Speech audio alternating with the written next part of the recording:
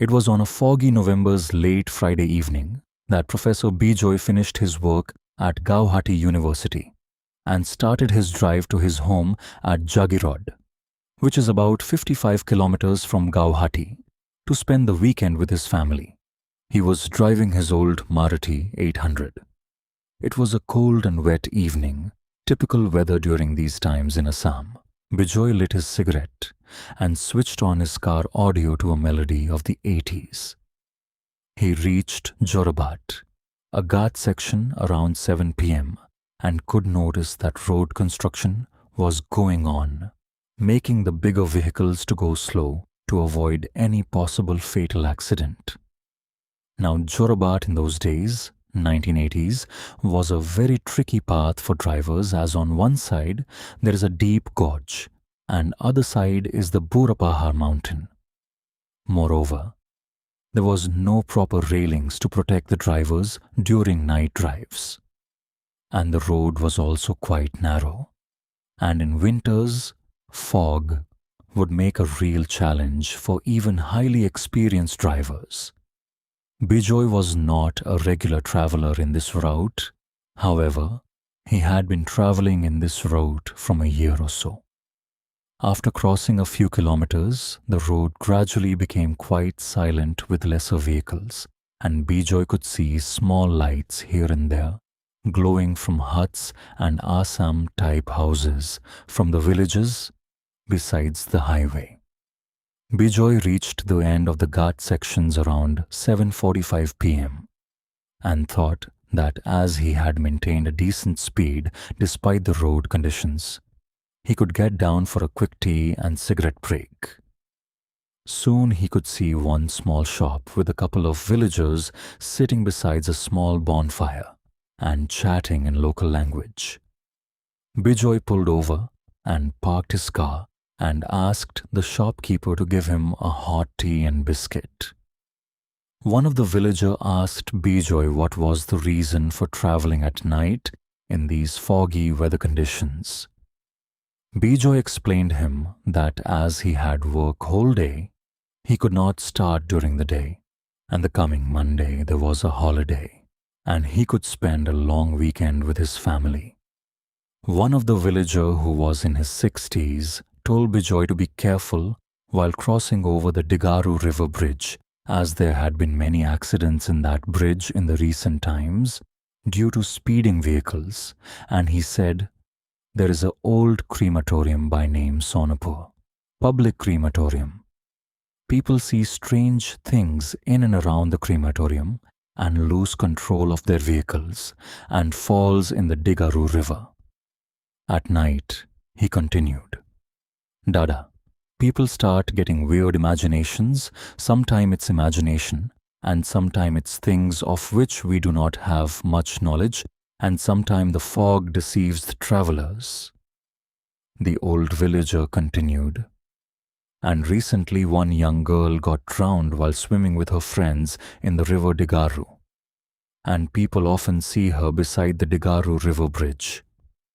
Bijoy finished his tea and smoke and thanked the villager for the advice, while in his mind he was not able to control his laughter at their old folk beliefs. Bijoy resumed his journey. By now it was about 8:10 p.m. and the road was more silent and isolated than before. He could only hear the croaking sounds of toads from the vacant moors besides the highway. He was recalling what the old villager was saying about strange things that travelers experience during night, and was quite getting lost in those thoughts when he could see the Sonapur public crematorium on his left as he crossed it. A slight chill ran through his body, and he thought of lighting one more smoke. He slowed his car and lit one cigarette and resumed his journey. He crossed the Digaru River bridge and felt little relaxed with the thought that so far his journey had been safe, and now he is just about 45 to 50 minutes drive away to his home. The road continued to be silent while he was a bit lost in his thought of reaching his family. He could see one old bus stand on his left, and there he could see one girl, wearing something whitish, and was half raising her hand as if she was looking for a lift. Bijoy was reluctant and ignored her. But suddenly something made him slow his car, and for a moment he thought, what if that girl is in a real need of a lift, as there are hardly any buses that he had seen crossing him, and she may not get any buses at this hour. He reversed his car and stopped near the bus stop, where he could now see that the girl was wearing a doctor's coat and was carrying a handbag. Before he could ask her, the girl, in a very soft and serious tone, asked if he could give her a lift, and her house is just about 8 to 10 kilometers from the bus stop. Bijoy asked her to hop in the back seat and make herself comfortable.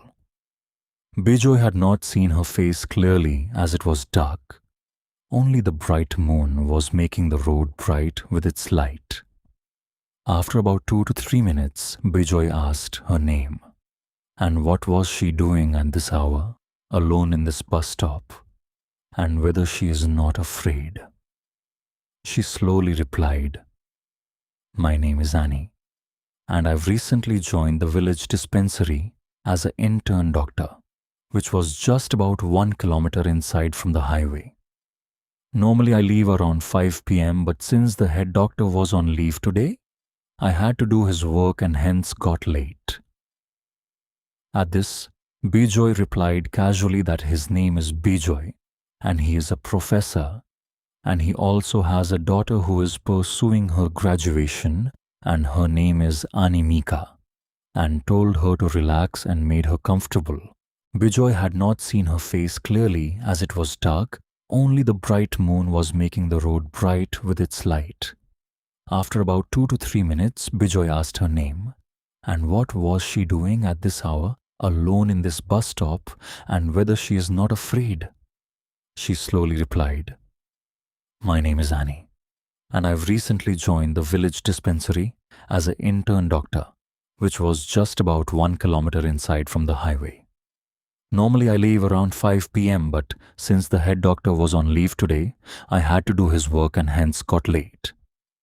At this, Bijoy replied casually that his name is Bijoy and he is a professor, and he also has a daughter who is pursuing her graduation, and her name is Anamika, and told her to relax and made her comfortable.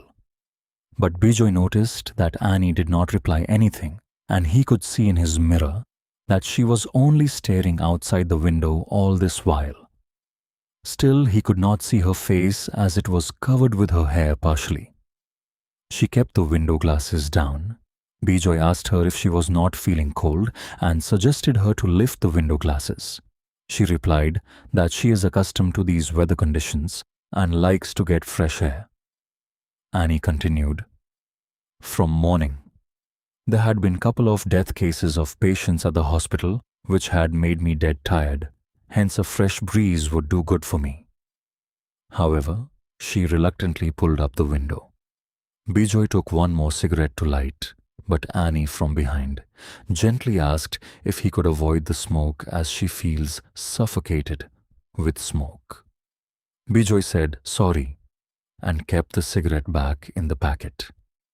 It was almost 15 minutes since Annie got into the car, and the road was completely silent, foggy and dark, only the moonlight and the car's headlight making the road somewhat bright. Annie from behind asked Bijoy to stop the car. Bijoy was shocked and asked her where will she go in this darkness, as he could not see any house or light beside the highway. Annie with a smile replied that her house is just about 500 meters from the highway, amidst a rice field, and her father would be waiting for her under a nearby banyan tree to pick her up, and thanked Bijoy for the lift. Saying this, she crossed the road to Bijoy's right side and went towards a narrow lane. Bijoy could see her white coat gradually disappearing into the thick fog. A freezing chill ran through Bijoy's body, and everything which the old villager told came to his mind and about the girl who died in the river Digaru.